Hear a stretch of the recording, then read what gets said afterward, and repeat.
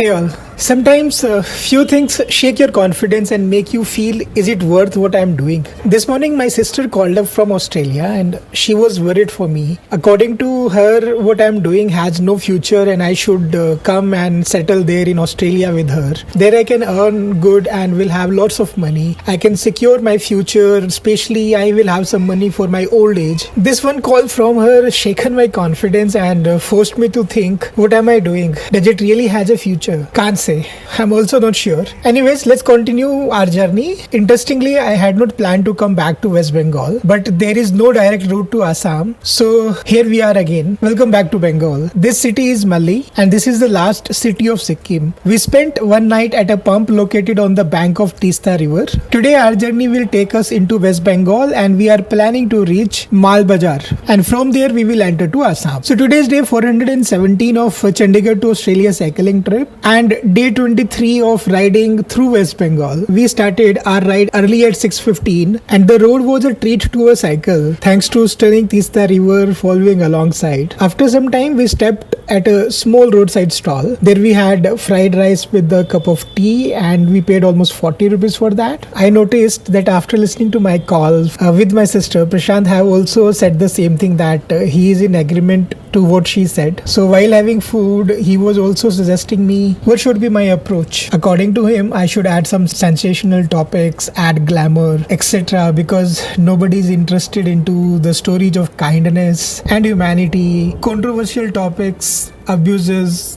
This is what create entertainment and attract more people, and this is what people want to see. Nobody is interested in simple stories, sweet things. They need some masala. In fact, they need garam masala according to him. I was listening all this. An hour later we reached at a junction. So from here one of the road will take you to Kalimpong, and if I go straight that road will go towards Siliguri. While standing on Tista River Bridge, I noticed vehicles crawling slowly over the damaged and dusty road. It was a mix of beauty and chaos, a breathtaking view but also a little unsettling. This is going to Darjeeling on left and Siliguri and Jagaon straight. As we rode further, we left behind Sikkim's cool breeze and entered the hot and dusty terrain of West Bengal. Cycling along the Tista River brought a mixed feeling. On one side, the river flowed gracefully through the foothills of massive green mountains, and on the other side there was the dusty and broken roads reminded us the challenges that comes with every journey. Views are so amazing. I'm really loving them.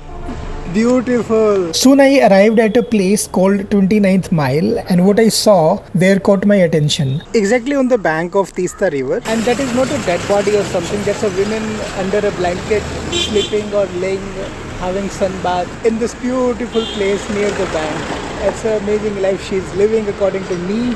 This scene made me remember of my sister said on the call this morning. I went back to that mental turmoil again. During this time of the year, local Sikkim people come down to West Bengal with the oranges they grow in Sikkim. They sell them roadside like this. A simple yet heartwarming sight. Nearby there's a beautiful park that adds charm to the area. The weather was hot and riding a bicycle on such a busy road had become a bit challenging. Perhaps we had grown used to the peaceful narrow roads of Sikkim. Here the traffic noise and commotion felt overwhelming. Soon we reached a city which is called Rambi, R-M-B-I. It felt like any other bustling city along a busy road, full of traffic, noise and crowded shops. I noticed few locals were washing clothes after taking a dip in a small water stream. Simple sense of everyday life that reflect the connection to the nature. From this point, one road leads uphill to Mongpo. Along the way, locals were sitting roadside and selling garlic. I spotted a house on the river bank. A child was fetching water in a plastic cane, a humble yet striking moment. Sikkim people here also, they have built the wooden houses along the roadside for their living. These simple homes showcases their resourcefulness and adaptability, blending into the natural landscape. It was 10:40 a.m. when we stopped at a stunning location deep within the jungle. We sat on a roadside boulder and began preparing dahi chuda, which is a mix of curd and flattened rice or poha in Hindi. It is a simple but satisfying dish. For the next hour, we didn't take a single break until we arrived at another beautiful spot. We spent some time there, clicked few pictures and then got back on our bicycles. At a turn, a group of dogs began chasing me, and what happened next made for a fun little adventure.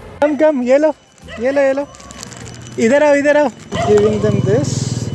Now they also have to come. Aajo. So what happened? They were chasing me when I was riding down. Now they will be thinking, what shall we do? Yellow! Hello! Aya.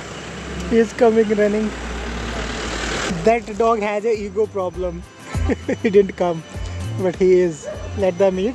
At another place, something peculiar caught my attention. On both the sides of the road, there were the rows of cement slabs arranged in a long stretch. These slabs resembled those used in constructing the railway lines. I could not figure out their purpose. Were they planning to build a railway line here, or were they the part of some strategy to prevent the landslide in this area? At that time, I had put a post and I got 2 comments on that, telling me that these are here for the construction of Sivok and Rongpur railway line, and they are tied up like this for the easy transportation by Hydra cranes. I continued riding along the bank of Teesta river. Trust me, views were incredible, a perfect blend of natural beauty and raw adventure. A milestone caught my attention. Sevak is 6 kilometers as per this milestone, and this kind of a road it is. I was checking on Google Map, it was showing that the place where we had the breakfast this time, Teesta, that was 400 meters, and this is somewhere 600 meters.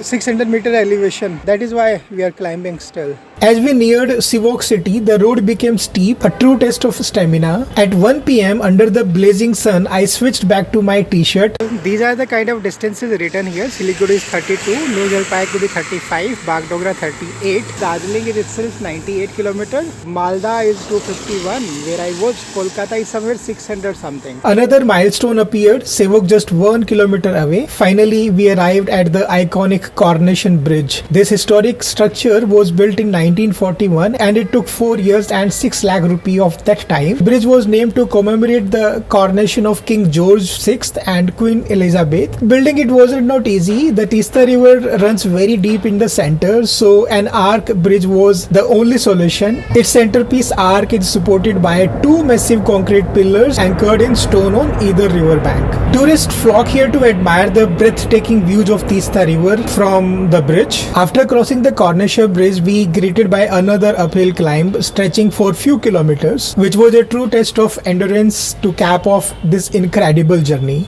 Right now I'm climbing.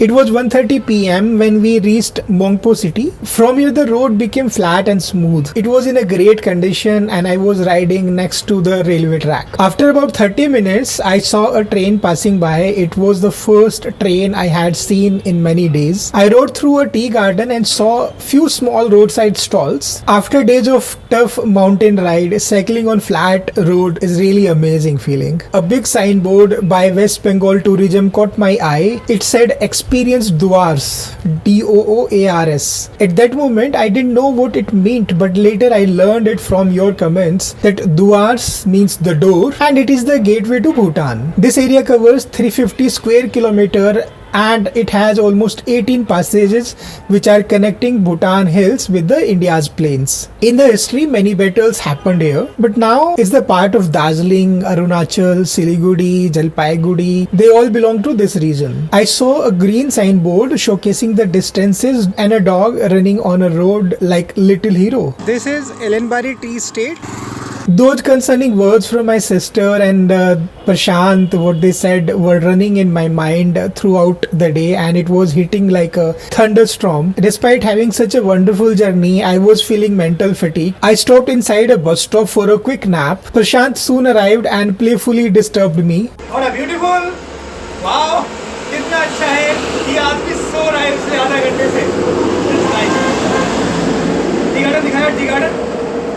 Some workers were resting under a tree and I saw an old man fixing his bicycle. As I crossed a river, I noticed cattle grazing the grass nearby, and soon I entered a place with many betel trees. Again, I'm riding on these roads of West Bengal where they stuck stones in them, and while riding on these stones in the road, it makes me feel like I'm riding my bicycle with a flat tire. I'm telling you, it's a bad innovation by Bengali people. It's very bad. There's one place known as Odalbari, which is 5, Mal Bazaar is 19. I passed an old woman carrying a big load on her head and the goats grazing along the road. The tea gardens were full of rubber trees and the scenery made the ride feel special. At 3:30 p.m. I reached a new spot and felt hungry. I decided to wait for the Prashant so that we can mutually decide if we are going to have lunch here or not. So while standing there and waiting for him, I watched people around me. Some were traveling in a pickup vans and e-rickshaws. A woman crossed the road pushing her bicycle. I saw school students were riding a motorcycle, 3 on one bike, and that's too without helmet. Passengers were getting down from the e-rickshaws nearby. Another student was riding a motorcycle, also without a helmet. I saw a dog wandering, searching for food. A woman sat in a vehicle holding a baby in her arms. An e-rickshaw crossed the road right in front of me. Soon I saw Prashant coming and we had a quick discussion. So we decided to find a lunch nearby on some hotel. We ordered Kerala paratha with sabji at that hotel. The hotel owner surprised us with his kindness. कितना हो गया? आप लोग का 120, 2 plate paratha, 2 चाय, 120, 120 वाला 100 दीजिए. Discount मिल गया 20%. क्या बात है, thank you. So nearby I noticed a overbridge under construction. I was riding along the railway track enjoying the smooth road. After mountain climbs, these flat roads seems very easy riding on them. It seems like my legs has become very strong and riding here on the plains is effortless. I saw a tractor crossing the river with the cows. 2 calves caught my attention as they played together. Nobody is looking at you, okay? You make love.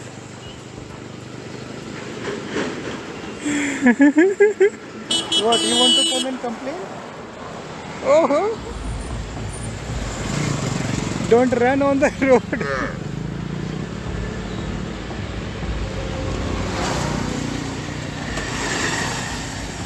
When they were crossing the road like this, I was really worried for their safety. In the afternoon heat, the cattle were grazing everywhere. Some were guided by the man, others by women. These peaceful and lively scenes made this road unforgettable. I think I love all this. I love to see nature like this. I feel alive when I'm riding. What if I don't have enough money? What if I will be alone in my old days? Or who knows what will happen tomorrow? Maybe I will die before growing old. What matters, money or happiness? I think it's happiness. What do you say? I'm still having a battle in my mind. Soon I arrive in another city. It was getting dark. There were many restaurants, hotels, shops, and the dogs were sitting on the road. I saw children playing football. While riding, a cow came very close to me and we almost collided.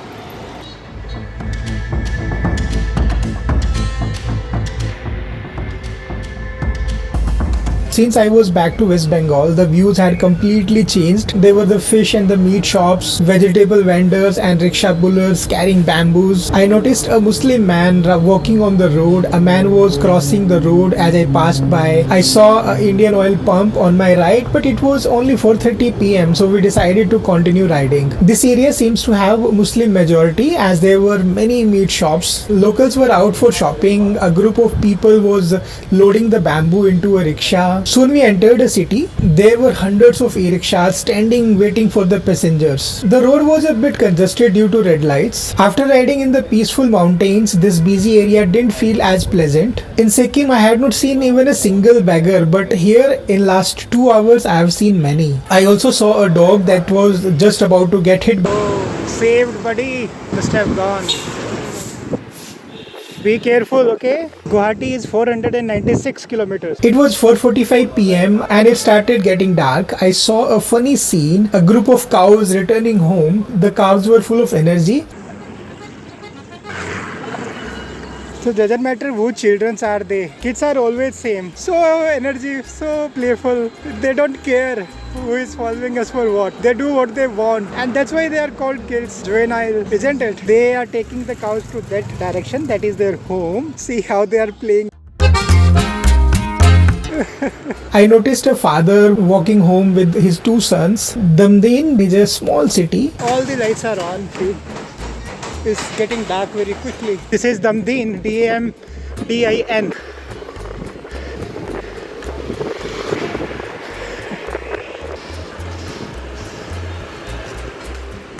This is when I got a chance to see another train. You know how much I love trains, so I stood there until it passed. Do you think the trains have a better life? I mean, how is it doing same things daily? Running on the same track, covering the same distances, stopping at the same stations, and doing the same boring things all the day, whole life? I think being on a bicycle is better. I have a control on which direction I want to go. I can make choices, and I can freely start and stop as many as times I want, unlike trains, because they are bound with a schedule. So being like a train having all the luxuries are better, or being like a bicycle having bare minimum things are better? What do you say about it? Sorry, I'm still going on with the same thoughts.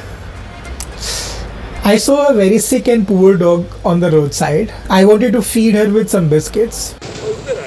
She is looking very hungry. There's one more there standing in the dark. Happy that they are able to eat. See how weak she is. Look at her. It seems she has not had anything for a long time. And that's another one. Oh goodness. Very poor babies. This was the last packet. I'll buy more. Soon we arrived at Mall City. The challenge was to find a place to stay for the night. I found an Indian oil pump nearby using the Google map. I went there and I asked for the permission. The boy who was filling the petrol in the vehicle, he said that I cannot say anything. Let my boss come, he will confirm. He asked me to wait. I kept waiting there for the cycle yatri to arrive. Today I dropped the mobile holder on my way from my tripod. So while waiting for the permission, I asked Prashant that you stand here, take care of the bicycle, let me go to the market and buy one. In search of a mobile holder, I visited many shops, but finally with the help of the local guidance, I got one and paying 70 rupee for that. When I returned, I came to know that there is no progress. The boss had still not come. There was another man on the same pump. He called up to the owner. He made me to speak to him. He gave me the permission on the phone and suggested that we sleep inside the building where truck drivers rest. So it was a nice place with the electricity. So there were 2 or 3 truck drivers who were from Rajasthan and they were cooking their food. At one point of a time, the bulb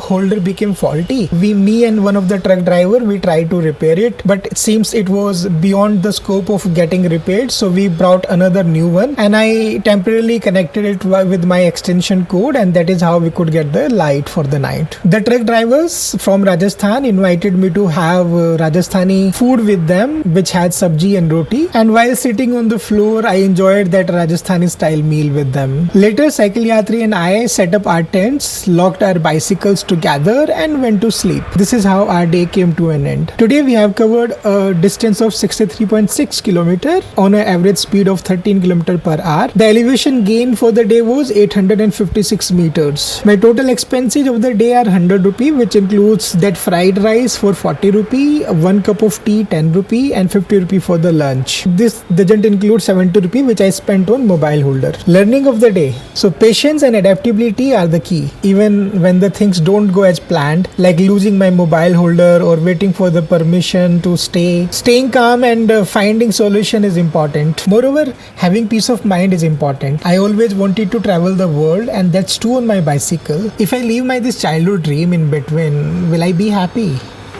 I think no. What will matter to me on the deathbed? An incomplete dream or a bank account with lots of money? I think happiness of living my dream is worth more even with empty pockets. Seems I know what I want from life and I will get it. I think I should start listening to myself, my inner voice, before listening to my loved ones. If you like this kind of a story of my cycling journey, then subscribe to my channel World Wonder Cycling on a Budget and hit the bell icon so that you get the notifications of my videos first. Yesterday it was a very long day and it was my last day of riding there in Sikkim. How we started our journey from Namchi in South Sikkim and how did we manage to reach Malli city, which is the border of West Bengal. So that is the story of a day of our journey. I'm giving you the link of that video here. Please go and watch. And those who have supported me on my journey, their names are given here. Please say them thank you on my behalf. That's all for now. Take care of yourself. We will meet soon with a new story of a new day in the next video. Till then, take care of yourself. Bye bye.